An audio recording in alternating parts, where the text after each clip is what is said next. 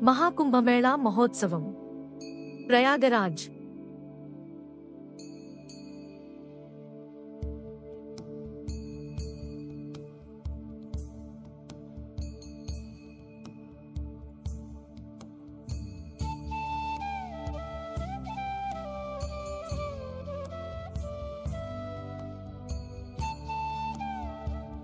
బృహస్పతి వృషభ రాశిలోకి, భానుడు మకర రాశిలోకి ప్రవేశం.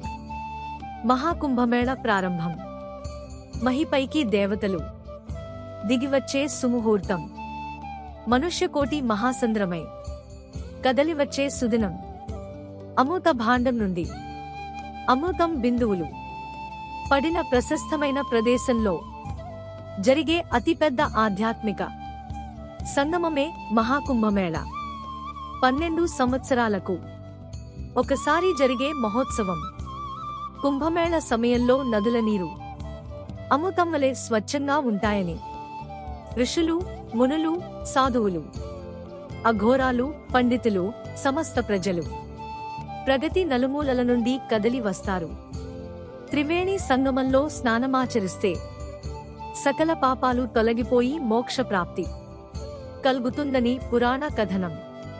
ప్రతి ఒక్కరూ ప్రయాగరాజ్ లో ప్రాతః స్నానం ఆచరించి ప్రసన్నులమవుదాం. సకల దేవతల ఆశీస్సులను అందుకుని ధన్యులమవుదాం.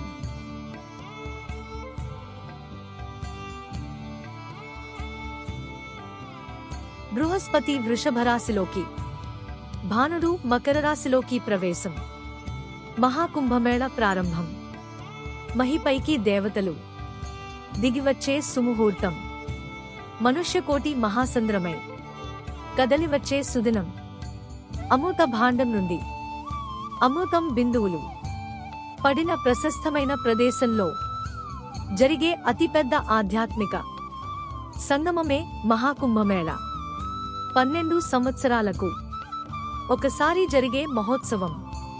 కుంభమేళ సమయంలో నదుల నీరు అమృతం వలె స్వచ్ఛంగా ఉంటాయని ఋషులు, మునులు, సాధువులు, అఘోరాలు, పండితులు, సమస్త ప్రజలు ప్రగతి నలుమూలల నుండి కదలి వస్తారు. త్రివేణి సంగమంలో స్నానమాచరిస్తే సకల పాపాలు తొలగిపోయి మోక్ష ప్రాప్తి కలుగుతుందని పురాణ కథనం. ప్రతి ఒక్కరూ ప్రయాగరాజ్ లో ప్రాతః స్నానం ఆచరించి ప్రసన్నులమవుదాం. సకల దేవతల ఆశీస్సులను అందుకుని ధన్యులమవుదాం.